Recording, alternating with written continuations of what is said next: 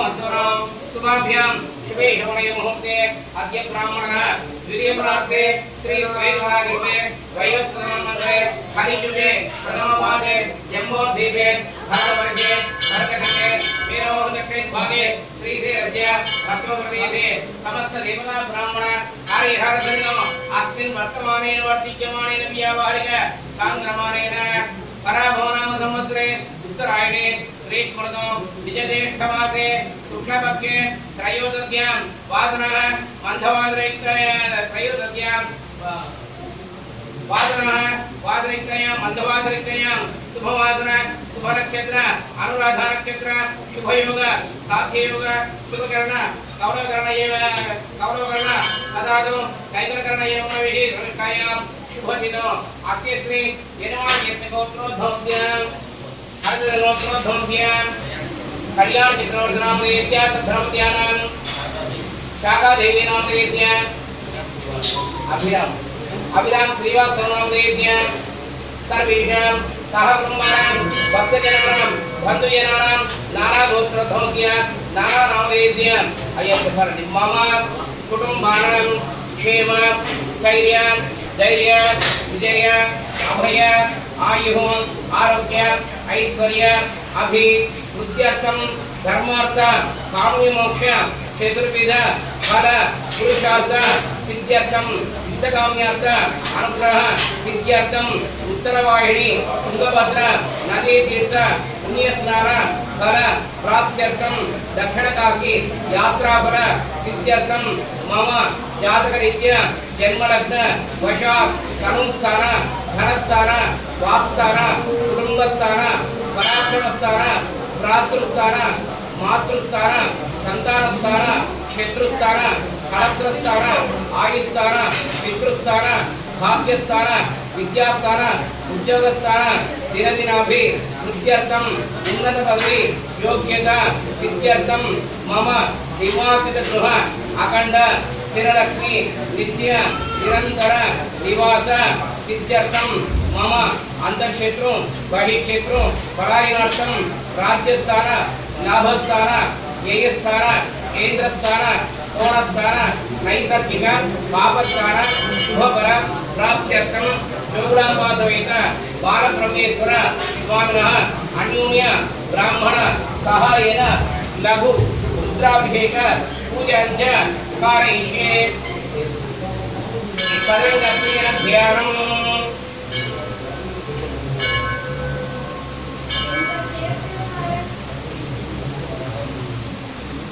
ब्रह्मेश्वरयं महाज्योति मया अलंपुर क्षेत्र विराजने गोकुल शक्ति युक्तायां ब्रह्मेश्वराय मंगलम ध्यायामि ध्यानं समर्पयामि षण्डीश्वराय नमः निर्माल्यं विसृज्य षण्डीश्वराय नमः निर्माल्यं विसृज्य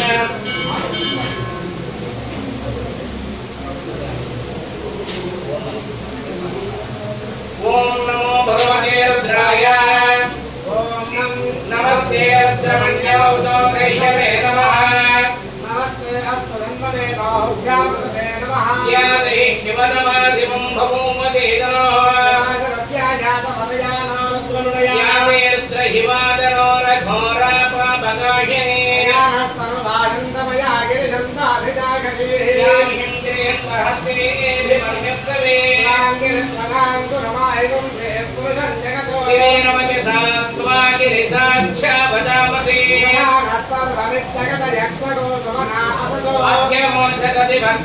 प्रथमो दैव्यो भयगो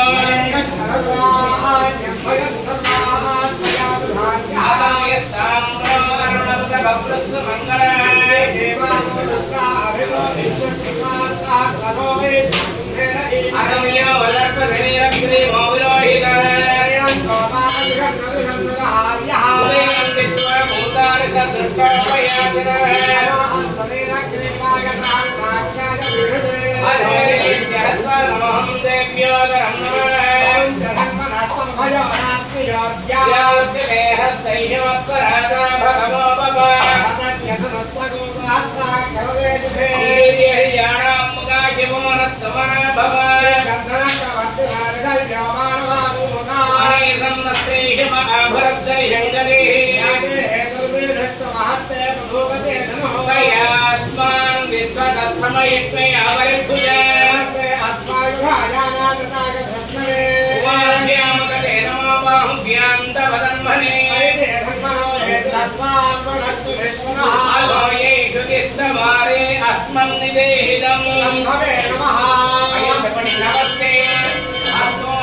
भगवान विश्वेश्वराय महादेवाय त्रयंबकाय त्रिपुरांतकाय त्रिकाग्नि कालाय कालाग्नि रुद्राय नीलकंठाय मृत्युंजयाय सर्वेश्वराय सदाशिवाय श्रीमन् महा పెద్ద మనుషులు కొడితే తీసుకుపోవాలి పిల్లలు పెళ్ళం మీరు ఇద్దరు ఒక్కడ ఉండాలి రూమ్ తీసుకొని చెప్పినా కూడా వస్తా తీసుకుపోవడానికి వస్తాడు. మాకు ఇద్దరు తండ్రి కొడతాడు, నాకు తల్లి కొడతాడు, పిల్లని కొడతాడు, బయట వెళ్ళిపోతాడు. ఇక అన్నం తిన్నాడు, ఇంట్లో కాలు పెట్టాడు, పిల్లం లేదు పిల్లలు లేదు. ఒక ఆమెను ఉంచుకొని ఉండు సార్, రికార్డింగ్లు కూడా ఉన్నాయి సార్ నా దగ్గర.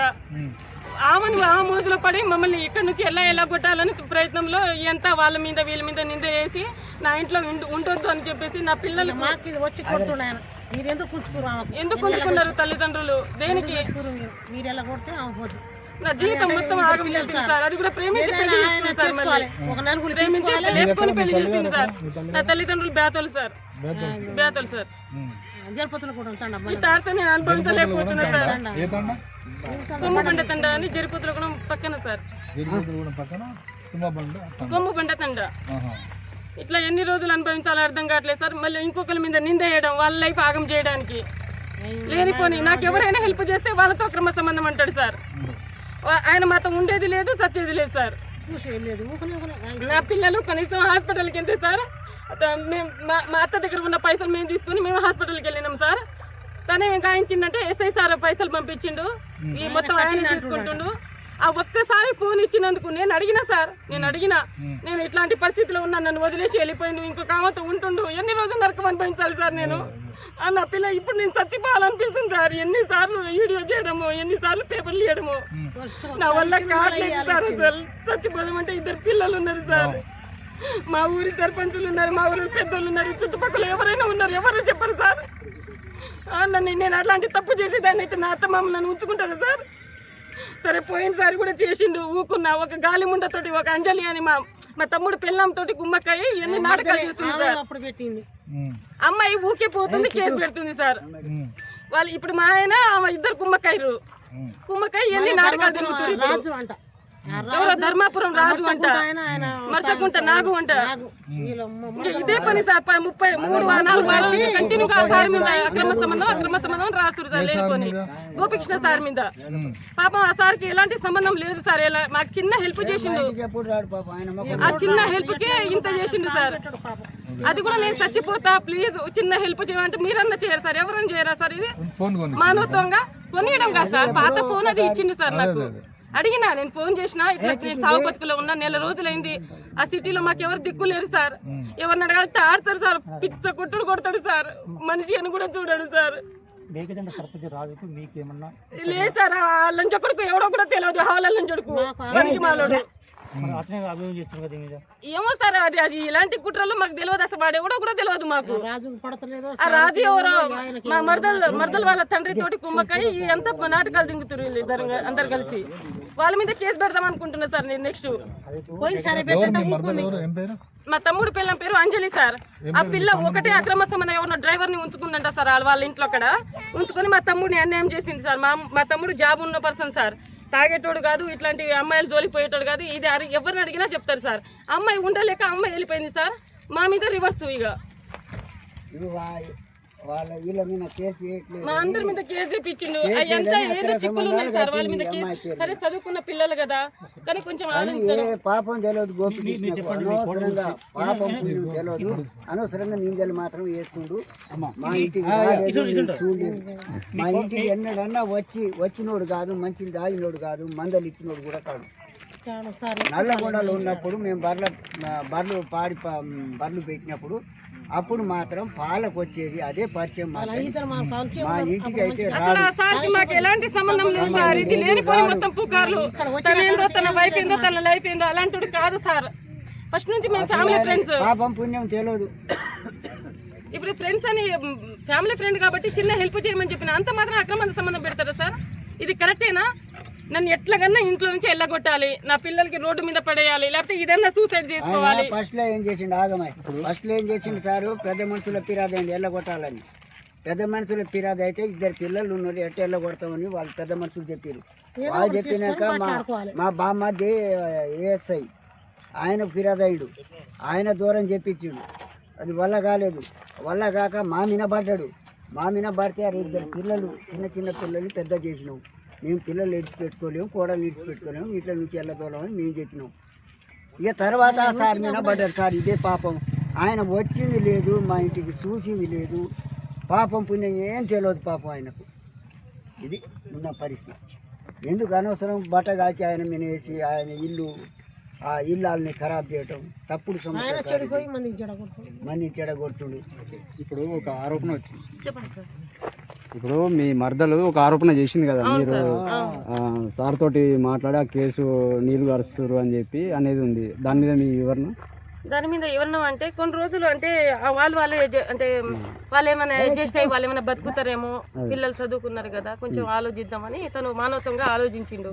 దానికి మా ఆడబిడ్డకి వాళ్ళ ఆల్రెడీ మేము ఫ్యామిలీ ఫ్రెండ్స్ కదా సార్, కాబట్టి ఏమైనా హెల్ప్ చేస్తుండేమో ఆమెను ఉంచుకొని ఇవన్నీ చేస్తుండేమో అని చెప్పేసి మా మీద ఎట్లా నిందేయాలి. ఇప్పుడు నా లైఫ్ ఎట్లాగో ఆగం అయిపోయింది, తన లైఫ్ కూడా నేను ఆగం చేయాలని నా భర్తతో కుంభక అయిపోయింది సార్. ఆ అమ్మాయి అయిపోయి ఇక ఎవరో రాజు అంట, ఎవరు వాళ్ళ ప్రెస్ వాళ్ళని అందరు కలిసి ఇవన్నీ డ్రామాలు ఇవన్నీ నాటకాలు ఈ 3 వారాల నుంచి ఇదే కంటిన్యూ. అయినా ఎందుకులే మారుతాడేమో నా భర్త, కోపం ఎందుకు ఆమెను వదిలేసి వెళ్ళి వచ్చేస్తాడేమో. నా దగ్గర రికార్డింగ్లు కూడా ఉన్నాయి సార్, ఆమె ఉంచుకున్న మాట్లాడింది మొత్తం. ఇప్పుడు ఆమెతో కలిసి అక్కడ హైదరాబాద్ అక్కడే ఉంటుండే సార్ 2 years నుంచి. అది ఎవరిని అడిగినా చెప్తారు సార్. కనీసం నా పిల్లలకు ఒక 10 రూపాయలు కూడా ఇయ్యాడు సార్. మా అత్త మామలే నన్ను చూసుకుంటున్నారు. అయితే ఇప్పుడు ఆయన చేసిన ఆరోపణ ఏంటంటే తను ఇచ్చిపెట్టి మీరు ఇక్కడ ఉంటూరు. లేదు, అదంతా అబద్ధం సార్, అది అబద్ధం సార్. నేను 2 years నుంచి వాళ్ళ ఇంట్లోనే ఉంటున్నా కదా సార్. పోతా ఉంటుంది కానీ నేను తీసుకోకపోతే సంవత్సరంన్నర అయింది. నేను 2-3 పోయినా ఆమె చేయ, నేను ఫోన్ చేయ, అసలు రూమ్ వస్తాడు సార్, మా అత్తని కొడతాడు, మా మామయ్యని కొడతాడు. అయ్యి అందరికి తెలుసు సార్, చుట్టుపక్కల వాళ్ళకి. ఎవడో వచ్చేది పోయేది ఎవరు చూడాలి. ఎందుకు ఆడపిల్ల బయటికి వెళ్ళడం, గలీజ్గా చెప్పుకోవడం, వాళ్ళ లెక్క మేము ప్లేస్ పెట్టలేమా సార్? మా వల్ల కాదా? వీళ్ళని సాధటం కారణం కూడా ఏంటంటే మేము కూరగాయలు అమ్ముతాం కాబట్టి ఎంతైనా భరాయించుకుంటున్నాం. కనీసం ఆడబిడ్డకు పిల్లలు లేరు కదా, కనీసం కొడుకు పిల్లలన్నా సాదుకుందాం. అమ్ముతాం ఏదైనా 7 వస్తాయి 6 నెలల కోసం మళ్ళీ బడి పెట్టిన కూడా తీసుకోపోతాడు. కన్నా పిల్లలు కూడా వదిలేసిండు సార్. వండి పెట్టడం సరే అదేనా చెయ్యమ్మా ఇంటికాడ ఉండని చెప్పి ఉంచుతున్నాం. వస్తాడులే అనుకుంటున్నాం కానీ నా జాబ్ తన వల్ల పోయిందని చెప్తుండ్రు సార్. తన జాబ్ గంజాయి స్మగ్లింగ్ లో వాళ్ళ రిలేషన్ వాళ్ళతోటి ఇరుక్కుపోయి ఆయన జీవితం ఆయన ఆగమైపోయింది. ఆ సార్కి ఎలాంటి సంబంధం లేదు అసలు. ఆ సార్కి అసలు అట్లాంటి మాటలు ఇట్లాంటి విషయాలు అసలు ఏం తెలియదు సార్. లేనిపోని అన్ని ఇరికిస్తుండు కావాలని. ఇప్పుడు ఆయన ఎట్లాగో లంగా అయిపోయిండు, అవతలను కూడా లంగా చేయాలి, ఈమెను ఎట్లన్నా ఎల్లగొట్టాలి అని ఆయన ప్లాన్. ఎట్లన్నా ఆమెతోటి ఉండిపోవాలి, ఉంచుకున్న ఆమెతోటి. సార్ నేను సరూర్ నగర్ లో కేసు పెట్టిన సార్. ఆమె తాళి పెట్టుకుని ఇట్లా వచ్చింది సార్ ఇంట్లోకి. వస్తే సార్ సామాన్లు నేను లేని టైంలో, నేను ధూపాల్లో ఉన్నా సార్, నేను లేని టైంలో చూసి అది అందరికీ తెలుసు సార్. నేను ఫోన్ వినిపించమన్నా వినిపిస్తా సార్, అయినా వినట్లేదు. వాళ్ళ పెద్దనాన్న కొడుకులు చెప్పారు, వాళ్ళ అన్నయ్య వాళ్ళు చెప్పారు, అక్క బావ ఎవరిని పట్టించుకోడు సార్. మీ దగ్గర ఏమో ఆధారాలు ఉన్నాయి సార్, నా దగ్గర ఆధార్ కార్డ్ మొత్తం రికార్డింగ్ ఉంది సార్, అమ్మాయి మాట్లాడింది. నేను తర్వాత వినిపిస్తా సార్. ఇట్లా సార్ వాళ్ళ ఊరి సర్పంచ్ కూడా ఫోన్ చేసిన సార్ నేను, నాగరాజు అని సర్పంచ్. ఇప్పుడు కూడా మాట్లాడతారు, వాళ్ళందరూ కలిసి ఆమెను కొట్టురి ఆయన కొట్టురి అని కూడా మాట్లాడేసి అది కూడా ఉంది సార్. అయితే ఇప్పుడు గత 4 రోజులుగా సార్ మీద ఈ ఆరోపణలు వస్తున్నాయి. అవునవును సార్, అవును సార్. అయితే దీనికి మీ మరదలకి ఇట్లా మాట్లాడి కొద్దిగా ఇట్లా అన్నది, మరి ఆరోపణలన్నీ కూడా అవాస్తవాలే. అవును సార్, మొత్తం కావాలని చేసింది సార్. ఇది తన మీద కుట్రతోటి, అంటే మా కేసు ఇది ఫైల్ చేయట్లేదు అని చెప్పేసి తన మీద కావాలని వాళ్ళతో మా ఆయనతోటి కుమ్మక్కై ఇప్పుడు మా తమ్ముని ఆమె వదిలేద్దామని, వీడేమో నన్ను వదిలేద్దామని. ఇది ప్లాన్. ఆల్రెడీ ఉంచుకుంటు కదా హైదరాబాద్ లో 2 years నుంచి ఉంటుండు ఆల్రెడీ. ఇప్పుడు నాకు డైవర్స్ ఇవ్వకుండా ఏం చేయకుండా ఆడ ఉండడం కరెక్టేనా సార్? ఫస్ట్ ఇది నా లైఫ్ ఆగం చేసిండు కదా సార్. నా 2 పిల్లలు సార్. ఇప్పుడు నేను చచ్చిపోతే సంథింగ్ నేను కూడా వాళ్ళ దగ్గర వదిలేసి వెళ్ళిపోతే వాళ్ళ పరిస్థితి ఏంది సార్? నేను కూలీనాలు చేసుకున్నా నా పిల్లల్ని సాదుతా సార్, అట్లా కూడా బతకనియట్లేదు మమ్మల్ని. మాట అంటే ఇక మా అత్త మమ్మల్ని కొడుతుండు, మీరు ఎందుకు ఉంచుకున్నారు, దేనికి ఉంచుకున్నారు, అవసరమా? నేనే వద్దనుకున్నా, అది గాలింజా, నేను నరికేస్తా, అది ఇది అని బండ బూతులు చెప్తాడు సార్. తల్లితో మాట్లాడే గలీజ్ మాటలు మాట్లాడతాడు సార్. తల్లితో కూడా గలీజ్ మాటలు మాట్లాడతాడు. ఆ మాటలు నేను చెప్పలేను సార్. తల్లితో ఏమంటాడు, లంజా నువ్వు ఒక్కాయి పక్కాయి కోడలు ఒక్కాయి పక్కేస్తారు లంజని అంటాడా? అసలు పొడికేసాక సార్ ఒక మూర్ఖుడు సార్, తనతో మాట్లాడడం కాదు సార్. అసలు ఆయనంత వేస్ట్ పిల్ల ఒక ఆడది ఎన్నని భరిస్తుంది సార్. 12 సంవత్సరాల నుంచి చుక్కలు చూపిస్తుంది సార్. లవ్ మ్యారేజ్ చేసుకున్నా, మా వాళ్ళని అడిగితే అక్క నువ్వే చేసుకున్నావు కదా, నీ చేతిలో నువ్వే ఆగం చేసుకున్నావు, నేనేం చేయనక్క, నువ్వే ఏడుకొని చేసుకున్నావు. కానీ మా తమ్ముళ్ళు అంటారు, వాళ్ళు ఏం చేస్తారు చెప్పండి సార్. 2 సంవత్సరాల నుంచి ఆ నరకం అనుభవిస్తున్నా సార్ నేను. మీరు లాస్ట్కి ఏం చెప్పదలుచుకున్నారు మీరు? దేని గురించి సార్?